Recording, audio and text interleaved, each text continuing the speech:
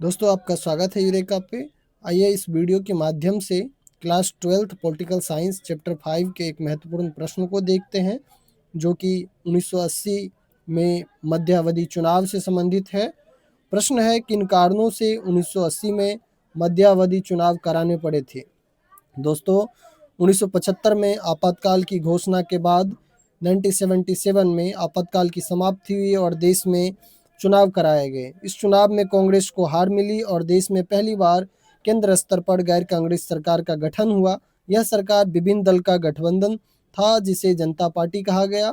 यह सरकार विभिन्न घटक दल के मध्य नीतिगत मतभेद की वजह से 3 वर्ष ही चल पाई और 1980 में देश में जनता पार्टी के विघटन के बाद चुनाव कराया गया। दोस्तों 1977 में जो चुनाव हुआ तो जनता पार्टी की सरकार बनी। सर्वप्रथम तो आप देख सकते हैं कि जनता पार्टी का जो गठन हुआ था जिसमें दल शामिल थे कांग्रेस, वो भारतीय जनसंघ, समाजवादी दल, लोक दल और कांग्रेस फॉर डेमोक्रेसी जो कि जगजीवन राम के द्वारा बनाया गया था।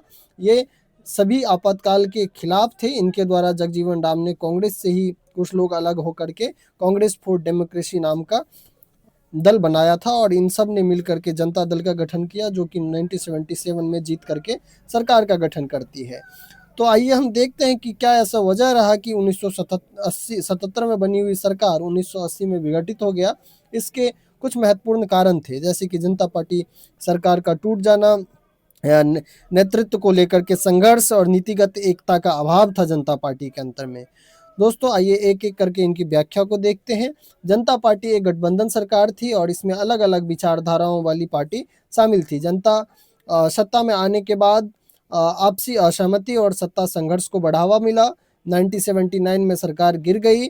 इसके बाद में नेतृत्व के संघर्ष को लेकर के अगर हम बात करें तो मोरारजी देसाई और चौधरी चरण सिंह जी के मध्य 1977 चुनाव परिणाम के बाद से ही नेतृत्व को लेकर के संघर्ष आरंभ हो गया था।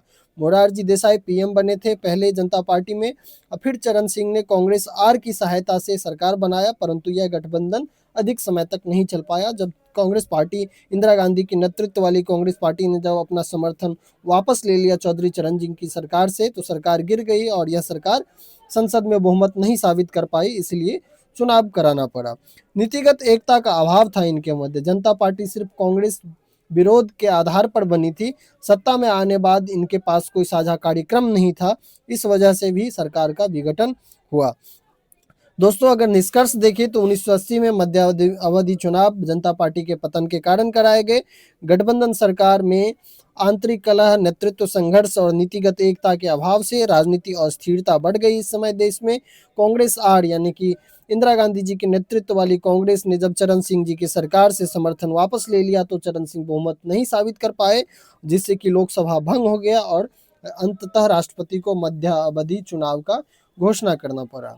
दोस्तों उम्मीद है कि आपको ये वीडियो पसंद आया होगा। मिलते हैं एक अलग प्रश्न के साथ अगले वीडियो में। धन्यवाद।